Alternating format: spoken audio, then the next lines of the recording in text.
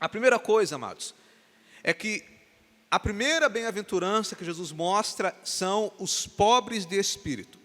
E isso não foi à toa. Jesus foi o maior pregador que já existiu. E quando ele vai fazer essa introdução da mensagem dele, ele sabia muito bem o que ele estava fazendo. E ele ter colocado a bem-aventurança do pobre de espírito em primeiro lugar não foi à toa. Porque ser pobre de espírito é a primeira característica de alguém que quer servir a Deus.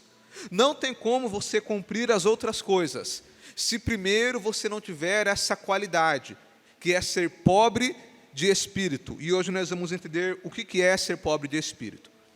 Mas antes de nós entendermos o que é ser pobre de espírito, é importante entender o que não é ser pobre de espírito. Ser pobre de espírito não tem a ver com pobreza financeira. Não tem a ver com você ter pouco dinheiro ou ter muito dinheiro. Tendo em vista que nós sabemos que o dinheiro é neutro. O dinheiro não é bom nem mal. A questão é o que você faz com ele. Até porque a Bíblia diz que o amor ao dinheiro é a raiz de toda espécie de males. Então, ter dinheiro não é, ser pobre de espírito não é ter pouco dinheiro. E por que isso é importante entender? Porque durante muito tempo na história do cristianismo, muitas pessoas pegaram aqui esse texto, e também o outro que ele fala que bem-aventurados são os pobres, para dizer que não ter nada, nenhum bem material, é sinônimo de que você é fiel a Deus. Então, durante muito tempo, por exemplo, os monges, eles iam para lugares longínquos, e eles abriam mão de tudo, vendiam tudo que ele tem, a sua casa, seus bens, e ficavam apenas com uma roupa no corpo. Porque eles entendiam que era isso daqui, bem-aventurado pobre, então quanto menos coisas eu tiver, mais eu estarei próximo de Deus. E a gente sabe que não é assim. Inclusive na semana passada eu falei dos zelotes, que era um povo judeu, que eles ficavam isolados. Eles vendiam tudo que tinha e eles moravam num lugar longínquo, porque eles entendiam que servir a Deus era isso, era não ter nada, era abrir mão de tudo. Porém não é isso que Jesus estava dizendo aqui. Outra coisa que não é ser pobre de espírito. Ser pobre de espírito não é a pessoa ter uma baixa autoestima, não é ter baixo autoestima. Aquela pessoa que fica toda hora se diminuindo, fazendo papel de coitado, dizendo, eu não sou nada, eu não sou ninguém, eu sou o bicho do bichinho da laranja. Não, não é isso. Ser pobre de espírito não é ficar se diminuindo. Nós não podemos ser orgulhosos, mas você tem que dar o seu devido valor. É, por exemplo, uma pessoa que ela vai fazer uma entrevista de emprego e alguém pergunta, viu, você sabe fazer esse trabalho? E aí a pessoa acha que pobre de espírito é ficar se humilhando. Não, eu não sei, né? A gente tenta, a pessoa não vai te contratar. Agora, se você fala, não, eu sei fazer o trabalho, eu vou fazer o meu melhor. Ou, eu não sei fazer, mas eu vou aprender a fazer. Então, você passa confiança. Então, pobre de espírito não é ser pobre financeiramente e também não é ser baixo autoestima. Então, o que é ser pobre de espírito? Pobre de espírito, em algumas tradições, está escrito, bem-aventurado os humildes de espírito. Pobre de espírito é você ter humildade diante de Deus. Pobre de espírito é você reconhecer diante de Deus o teu estado pecaminoso. Pobre de espírito é aquele que chega diante de Deus e reconhece a sua própria injustiça. Pobre de espírito é aquele que chega diante de Deus entendendo que ele não é merecedor nem digno de nada. Isso é ser pobre de espírito.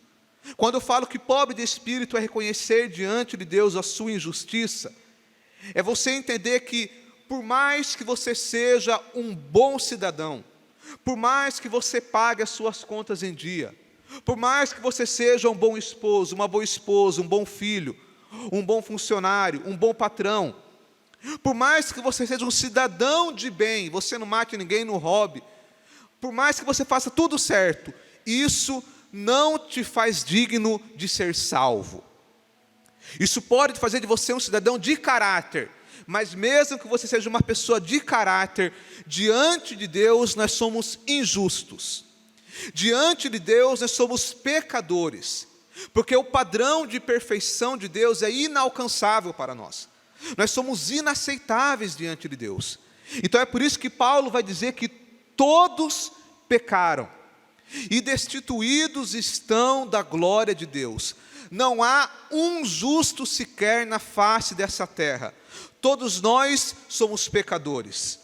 E quando eu chego diante de Deus, eu tenho que chegar com esse sentimento, sabendo que eu não mereço nada, eu não sou digno de nada, que eu vou ser salvo não é porque eu sou uma pessoa boa, embora aquele que é salvo, ele deva ter um bom comportamento, ele deva renunciar ao pecado, mas por mais que você tente, por mais que eu tente, nós nunca iremos alcançar o padrão de perfeição que Deus espera de nós.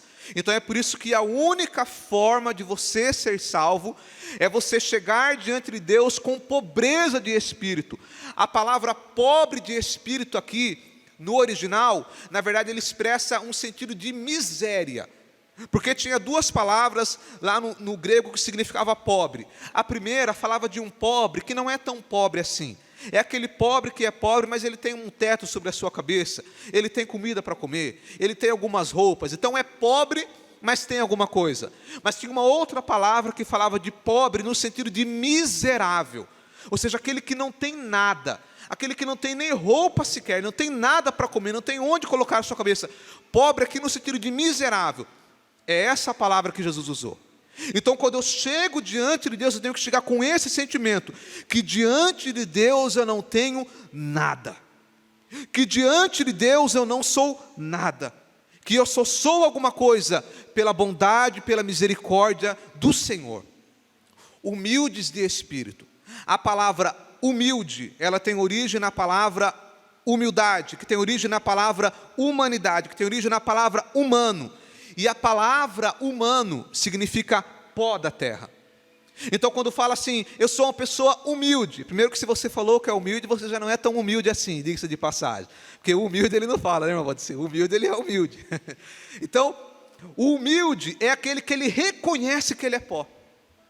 Então quando eu entendo, irmão, que eu sou pó, que por mais que você tenha uma casa linda, uma conta bancária cheia, você pode ter tudo, vários diplomas na parede, um dia você vai morrer. E quando eu e você morrermos, nós vamos virar pó.